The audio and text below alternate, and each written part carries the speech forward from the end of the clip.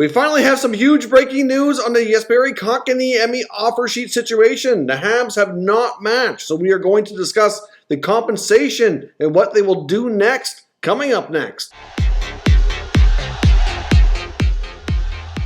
So welcome back to another video here at Top Shelf Hockey. As I mentioned, we have some huge breaking news here from the NHL. Of course, we knew this was coming, not a big surprise. The Montreal Canadiens have waited right down to the wire here with about 10 minutes or so to go in their deadline to make the announcement on the offer sheet situation. They have officially announced that they have not matched the offer sheet for Jesperi Kotkaniemi, so he is now officially gone from the team and a member of the Carolina Hurricanes on a one-year deal at $6.1 million. The Montreal Canadiens will be receiving a 2022 Carolina Hurricanes first-round pick and a 2022 Carolina Hurricanes third-round pick. This is the first successful offer sheet with a player actually signing and the team not matching, resulting in the player changing teams since Dustin Penner back in 2007 when he went from the Anaheim Ducks to the Edmonton Oilers. Of course, for a lot of you longtime hockey fans,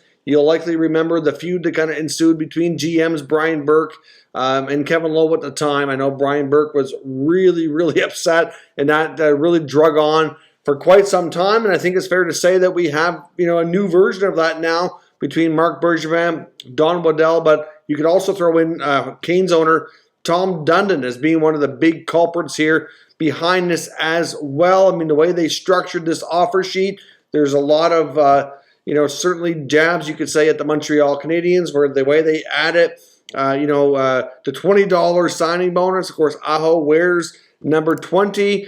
You get the 15 at the end of the salary as well, which is Kotkaniemi's number. It's just a kind of a laughable situation in a sense with how they've gone about all of this. Doing a play on numbers, which is not a huge shocker. You do quite often see many NHL contracts have a play on numbers like that. It's not a huge shock or surprise, but just the way they went about it here is like they're really trolling the Montreal Canadiens and just really pushing the fact here that they're essentially getting revenge. But I mean, you could say that the Carolina Hurricanes are making a huge overpayment here, taking Kotkaniemi at $6.1 million. Now, I know they apparently had discussed what an extension would look like, and many feel that basically they already sort of have a handshake and agreement in place. So when they're eligible, which will be in January, to do an extension, that he's already knows that instead of forcing them to qualify him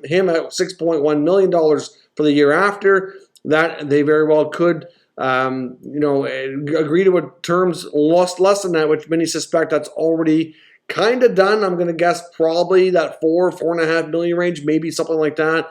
Anywhere from maybe 5 to 7 years or something to that effect. I don't know exactly, but this, in my opinion, he's still a player with a lot of potential, but he has not lived up to the third overall pick hype.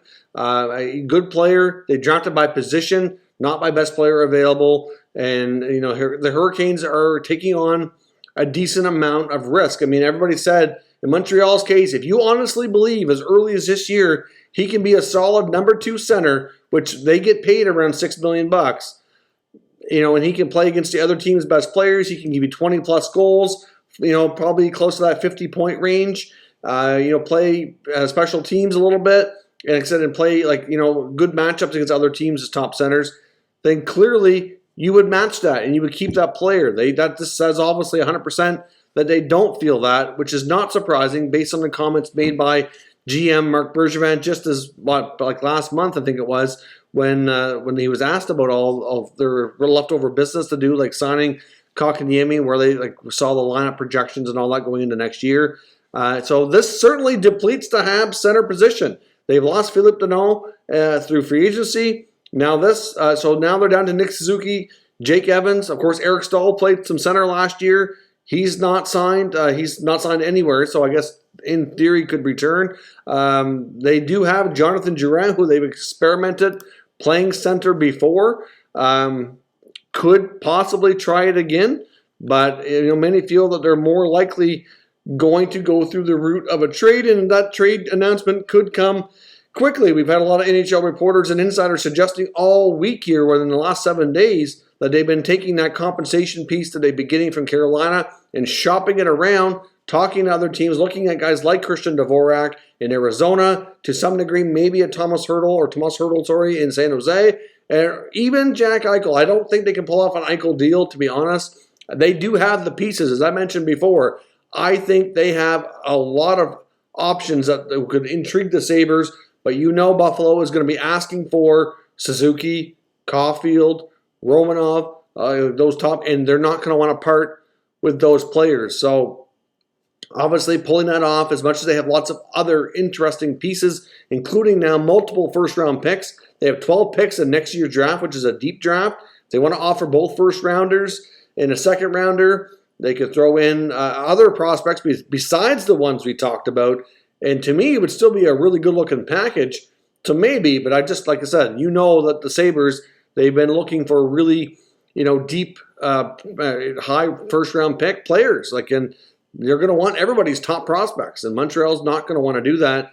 But if nobody's willing to do that at some point, maybe they do it. I don't know. But it'd be really, really interesting to see what Montreal's next moves are, because this is certainly a situation that I don't feel that they're going to be done here. They can't go into the season with Nick Suzuki and Jake Evans playing number 2 center role. That's just too much of a depletion. They could, if they hold on to the pick and then they move forward to going to this deep draft coming up next summer, that's all great and all, but they're going to have to be willing to accept the fact that they're going to take some major steps back before they can make steps forward again. And after going to the Stanley Cup Finals last year, regardless of what everybody else thinks of the roster and what they're capable of, I'm not entirely convinced that they think that they're able to do that. I think they're probably want to continue to go forward here while they think they can win. And if that's what they're going to do, they're going to have to pull off a trade for somebody, because they just can't go into the season with this lineup.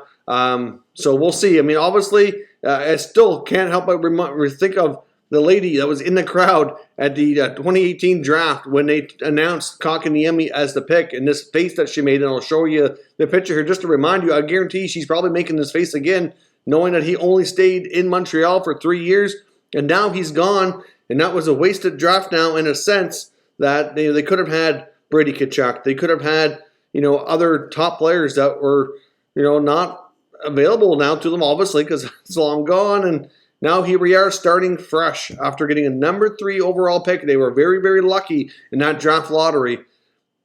And it's kind of wasted, in my opinion, right now. Not that I'm suggesting they should have matched, because I think that's way too much money at this point in his career for what he's able to provide. But at the same time, they need to rebound quickly here and turn that compensation into another top young player that can be with them for a while, or it's really going to set them back, and it's really going to look bad on how they handle that draft. And their drafting record in early rounds lately has not been great. Outside of Cole Caulfield, most of their other first rounders from the last 6, 7, 8, 10 years, there's not a lot there that have turned into legit NHL players. They, thankfully for their sakes, have drafted better in later rounds to produce more players for their roster. But anyways, be very, very interesting to see what their next moves are. Let me know your thoughts down in the comments. We'll discuss further. We may have another video tonight talking about a trade. We'll have to wait and see what Bergevin has up his sleeve next, because you got to think he's not done. If you're new to this channel, make sure you subscribe and stick around. We'll keep you up to date with all the latest news, rumors, and analysis of all 32 NHL teams.